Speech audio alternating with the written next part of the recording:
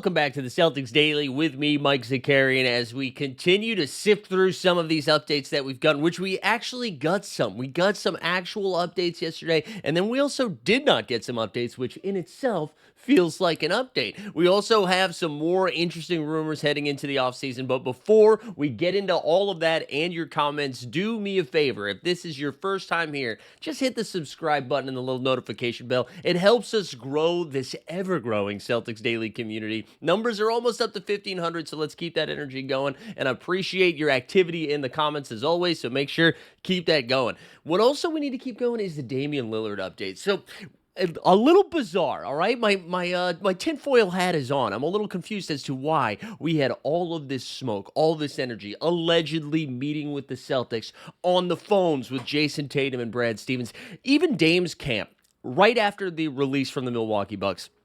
It seemed like they were going to make a decision almost immediately. That was coming from them. That wasn't even just speculative stuff. They actually put it out there that Dame was looking at finding his new home as soon as possible, which I actually thought was surprising because, again, if I was Damian Lillard, I was just going to sit back and relax and kind of watch all the chips fall, see where everybody lands, and then decide, here's where I'm going to make my move. Here is where not only do I make the biggest impact on winning, but also I find the most winning situation. That's probably poor English, but you know what I'm saying? That you could get a better feel for what the landscape of the league would look like. However, it didn't seem like that's what Dame wanted to do. And then all of a sudden, yesterday, crickets. We didn't get a single update. There was no real confirmation that he had the meeting. There was no real buzz. All we know at this point around Damian Lillard is that the decision should be coming relatively soon, and it's between three teams, the Boston Celtics, the Golden State Warriors, and the Miami Heat. Now, the Miami Heat situation is a little bit different because for those that were paying attention yesterday, it actually came out. The trade went down as this video went live, or yesterday's video went live on our Celtics Daily channel. There was a three-team trade. Now, it doesn't seem like it should impact the Dame sweepstakes, but follow along. Johnny Collins of the Utah Jazz, who we put on some thumbnails over the offseason because we thought there was a shot Danny Ainge was going to help us out and give us JC, are you with me? He was going to send him to Boston. So John Collins goes to the Los Angeles Clippers. The Los Angeles Clippers send Norman Powell all the way from Los Angeles to Miami to give them a little bit of an offensive boost. And in true Utah fashion, they made sure they grabbed a couple of white guys. Well, they only got one. They got Kevin Love, Kyle Anderson, and then some second-round picks. So now, of course, Kevin Love and Kyle Anderson probably buyout candidates. Can't imagine they're staying in Utah long term. But I do think Norman Powell's arrival in Miami kind of eliminates two potential possibilities, and that's Damian Lillard and Bradley Beal, who are two buyout guys who are now, all of a sudden, the rumors are all over the place. And just one quick note on the buyouts, I think it's nuts that we're getting all of these buyouts. I know typically we see buyouts happen from some older players, which I guess they would categorize this, but not for this amount of money, right? And so for Dame, again, the Bucks taking the $22 million cap hit every single year for the next 5 years. Bradley Beal, I believe if he is bought out, it's going to be somewhere between 11 and 13% of a cap hit every single year for the Phoenix Suns for the next few years, which is just wild. But anyways, Bradley Beal and Damian Lillard were two potential targets to head to Miami. And I do think with this Norman Powell situation, that kind of slows down. Dame could still get there, but really slows down the Bradley Beal boost. And there was also some reporting yesterday, and I should have had this pulled up already. I know we're a little scatterbrains today, but that's kind of how it's been going. A recent article by Nesson linked to the Celtics to Bradley Beal if he's bought out by the Suns.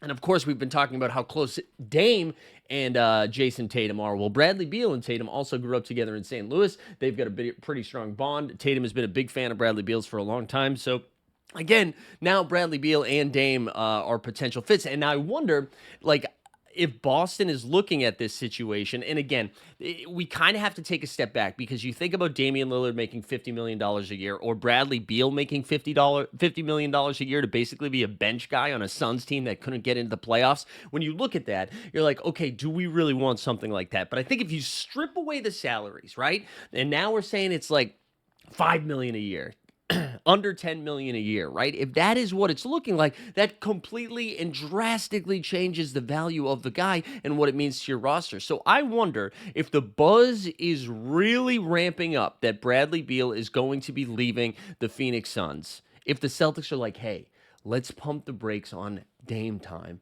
and let's see where Bradley Beal lands. Maybe it's in Boston. And I would much rather have Dame time than I would Bradley Beal for lots of different reasons. But if you are Brad Stevens and the Celtics organization, I could see you being like, okay, listen, how much younger is Bradley Beal? Let's do a quick Google search while we vamp, baby. So Bradley Beal is 32 years old. We've got Dame is a couple years older than him. Only one of them though is coming off an Achilles tear, and so maybe they're like, hey, listen, we could get Bradley Beal into the fold this year. And then he's ready to go for next year. Maybe that gives him a little bit of a boost. We look at the Eastern Conference, right? Like all of a sudden Miami adding Norman Powell, and you're like, man, maybe Miami's a 5 seed. They're not, but maybe you're thinking that. And so if you add somebody like Bradley Beal to, again, it's not a lot of defense, but it's to this roster of JB, Derek White, all that stuff. Maybe you're like, okay, we got a shot. So I wonder if that is what slowed things down. However, all of the buzz around the NBA right now is that Bradley Beal is actually going to land with the Los Angeles Clippers, because with this Clippers move, they have James Harden, Kawhi Leonard, John Collins, and Ivica Zubac, who we'll talk about later, as like their 4 of their 5. Their 2 guard right now would be Chris Dunn as a starter. I don't think that's what they're going to do. There's 2 potential guys that could land there. I think it's Bradley Beal or Chris Paul. But all of that being said, I wonder if Brad Stevens is hitting the brakes a little bit and is like, let's just see this play out. So all that to say, I don't think Bradley Beal is going to land in Boston, even though there is some buzz there. But I do wonder if we get a little bit more Dame news today or tomorrow, because it sounds like the Beal stuff is going to unfold pretty quickly. And once that does, that gives you a better lay of the land. Man, whew, big deep breath. I know that was kind of all over the place, but that's what this offseason has been. The buyout stuff is weird, and we're not even freaking done talking about buyouts, but let's just keep that in mind. We got another report yesterday. And now there feels to be some buzz here that Al Horford might actually make his way back to Boston. And so there was a report, Adam Kaufman of the Boston Globe, and this is a quote from him. For Al Horford, it had appeared to come down to the Boston Celtics, the Denver Nuggets, and the Golden State Warriors, or hanging them up. As time passes, a return to Boston feels more and more realistic. That's Adam's opinion. So long as the Celtics can shed the cap space. Bottom line, this roster seems far from finished. That last part of that statement, like, no kidding. We've been saying that for a while. They definitely have to shed some more roster. And I don't know. I've got mixed feelings on this where, like, I don't know if we should be making aggressive moves financially to make sure we bring back Al. I want him there, but it has to be the most team-friendly deal ever, I think, at this point, because I don't think it makes sense to pay someone handsomely who is 40 on a team that I don't think, and I know you guys get mad, is going to be super competitive this season. You know, if he was like 35 and we're like, oh, let's like lock him up for the next 3 years, then it makes a little bit more sense. And I'm not saying Al couldn't play 2 more years, but if you're like banking on somebody in their 40s, not named LeBron James, to impact a playoff team, that makes me a little bit nervous. I also think the Denver situation is really bizarre. There's a lot of back and forth if Denver's backup big Jonas Valanciunas is actually going to be on the Nuggets next year or not, because he wants to go play in the land of Giannis in Greece. So I don't really know. Also, shout out Jonas, because if Jonas is like, hey, man, I don't want to be like the 6th best guy on an NBA team. I want to be the best guy in the country of Greece. Give me my bag and give me my points. I love it. Al could definitely still be interested in Denver. I think Golden State too, just because he'll be playing with a bunch of guys his age, the AARP Golden State Warriors. But maybe there is a part of them that's like, they get a wink, wink, nod, nod with Brad Stevens, like, hey, why don't you stay? Why don't you stay for a couple years, and then we'll just make you like a team development guy? Are you interested in coaching? Are you interested in front office work? We'll just give you, a nice little transition in there. I don't see Al doing media when he's done. So yeah, get him into the front office. Give him here's like 1%, give him something like that so that he takes a team-friendly deal and then hangs around forever. I believe Mark Cuban and the Dallas Mavericks did that with Dirk Nowitzki back in the day. I think if I was to bet on my money, like, I know this was an article from the Boston Globe saying this. I would say the betting favorite is Golden State. I would rank them Golden State, Denver, Boston retirement. I think he's least likely to retire. I think when you're weighing your options and it's three different freaking locations in the Celtics, Nuggets, and Warriors, I feel like retirement is in a clear fourth place of what might happen. But I don't know. I mean, the Celtics are so desperate for bigs. I really don't know. I can't tell what this team wants to do. I feel like for the most part, they are letting us know they are thinking about the 2026-2027 season. I think that's what a lot of these moves have made that have been made are telling us. And if that is true, then you let Al Horford go. If that is true, you let Al Horford go. Speaking of bigs, too, I just want to shout out our guy, Luke Kornet. You guys know I'm a Luke Kornet stan. I'm a big fan of his.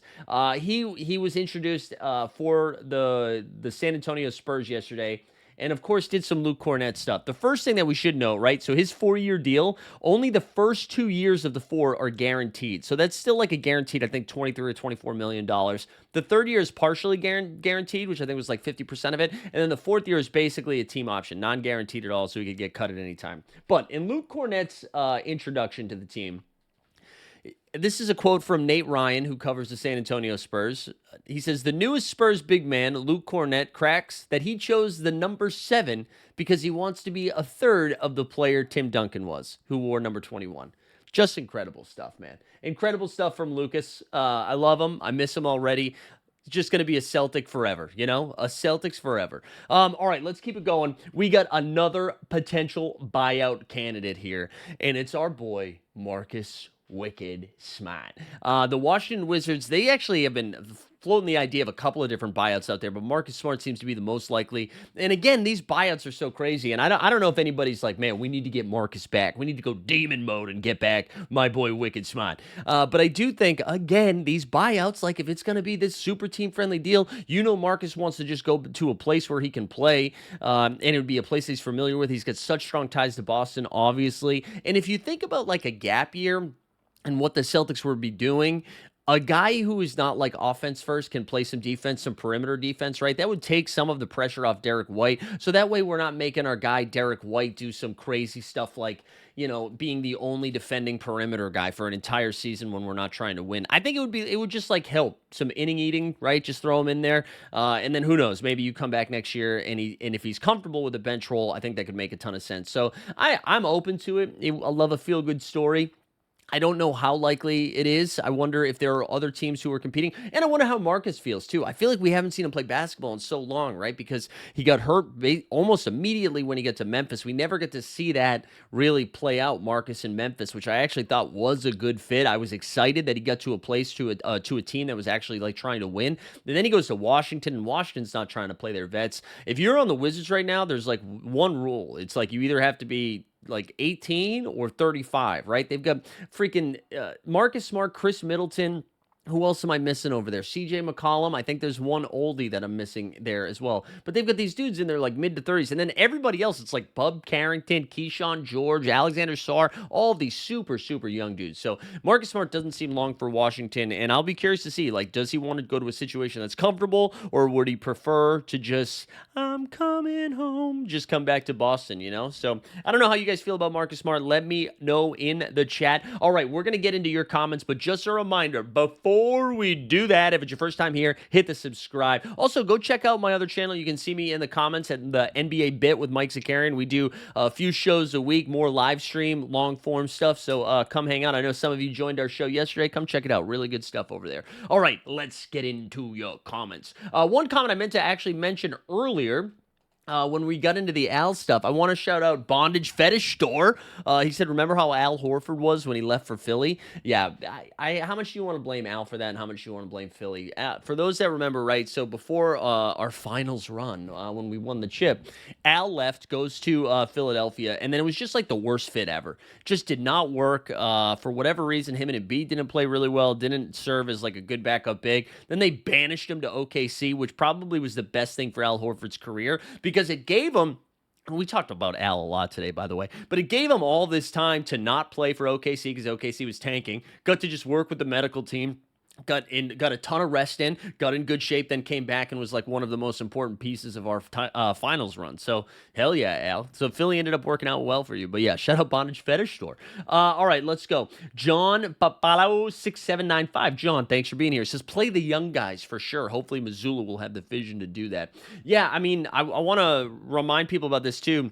I don't know how many of you guys are going to be out in Las Vegas this week, excuse me. I'm going to be out there in 2 days. I'm going to be out there on Thursday. It's supposed to be 110 degrees every day. Yikes. But I'm out there for Summer League from July 10th to the 14th. We've got some meetups. We're going to some games. We're doing happy hours. We're doing a show. So come check it out. If you're out there, let me know. Get in the DMs, at Mike Zakarian, or just find me wherever.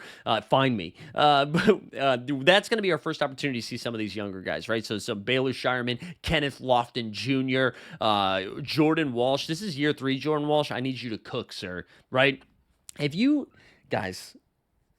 go to Summer League as a rookie, hey, anything can happen. If you go to Summer League as a second-year guy, you need to just play a couple games, dominate early, and then you can go home.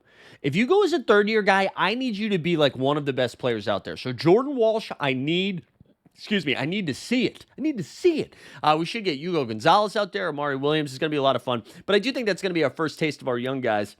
And again, to was it John's point, right? Yeah, to John's point, I do think like we will see the younger guys get a lot more rotation minutes in the regular season. And then depending on how the season starts, we'll see even more. Because if we get off to a slow start and it's clear the tank is in, we're going to see a lot of young guys playing a lot of minutes. So thank you, John. Good point.